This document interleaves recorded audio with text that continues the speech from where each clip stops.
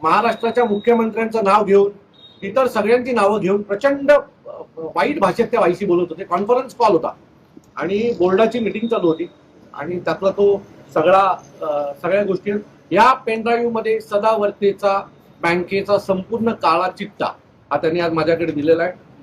या सर्व कमिटीने म्हणजे 11 जणांनी मिळून आरबीआयला त्याच्या बाबतीतली तक्रार केलेली आहे. त्याच्यासोबत अर्बन बँकेचा जो विभाग असतो त्याला तक्रार केलेली आहे.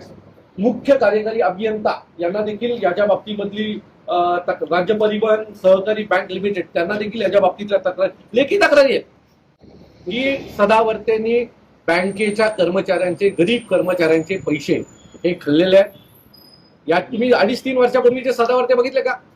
एसटीच्या कर्मचाऱ्यांसाठी सतत संप करत होते, बरोबर आहे, आंदोलनं करत होते, लोकांचे मोर्चे काढत होते. मागच्या 3.5 वर्षात काय बदल झालाय की सदावर्तेंनी एकही मोर्चा नाही काढला, एकही आंदोलन केलं नाही. या सगळ्या विषयामध्ये एक मोर्चा नाही काढला किंवा एक आंदोलन केलं नाही. याचा अर्थ काय एसटीचे तुटलेले टप हे सुधारले का? काचा बसल्या का? आजही तुम्ही आज गेलात महाराष्ट्रातल्या कुठल्याही एसटी कर्मचाऱ्यांचे जे एसटी स्टँडवर विश्रांतीगृह आहेत त्यांची परिस्थिती जाऊन बघा. त्याच्यावरती सदावर्तेंनी शरद पवार साहेबांच्या घरात हल्ला केला होता. आज 3.5 वर्षामध्ये काय बदल झाला की सदावर्ते एसटीच्या कर्मचाऱ्यांवर किंवा एसटीच्या दुरावस्थेवर बोलत नाहीयेत. सत्ता परिवर्तन झाल्याच्या नंतर सदावर्तेंनी एसटी कर्मचाऱ्यांच्या बाबतीत बोलणं सोडून दिलंय. एक एक कर्मचारी आज रडतोय आणि मला असं वाटतं की फक्त कर्मचारी रडत नाही तर त्यांचं कुटुंब पण रडतंय आणि याला सर्वस्वी जबाबदार हे सदावर्ते आहेत. सदावर्ते संचालक मंडळाला सतत मुख्यमंत्र्यांच्या नावाने जीवे मारण्याच्या धमक्या देत आहेत. माझी माननीय मुख्यमंत्र्यांना विनंती आहे की मला खात्री आहे की मुख्यमंत्र्यांना यातलं काहीच माहिती नसणार आहे.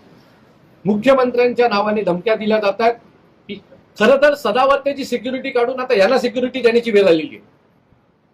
तर माझी महाराष्ट्राच्या मुख्यमंत्र्यांना गृहमंत्र्यांना विनंती आहे की या संपूर्ण प्रकरणाची चौकशी झाली पाहिजे.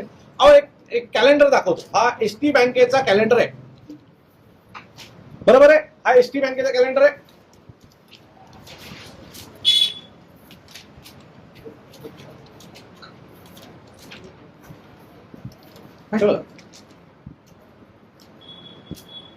एसटीचा काही उल्लेख नाहीये. हे एसटीच्या पैशातनं छापलेले कॅलेंडर आहेत, बरोबर ना? एसटीच्या बजेटमधनं छापले.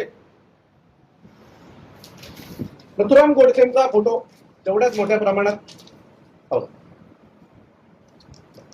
काय मेसेज देताय महाराष्ट्राला तुम्ही? काय मेसेज देताय? तुम्हाला करायचंय काय नक्की या महाराष्ट्रामध्ये?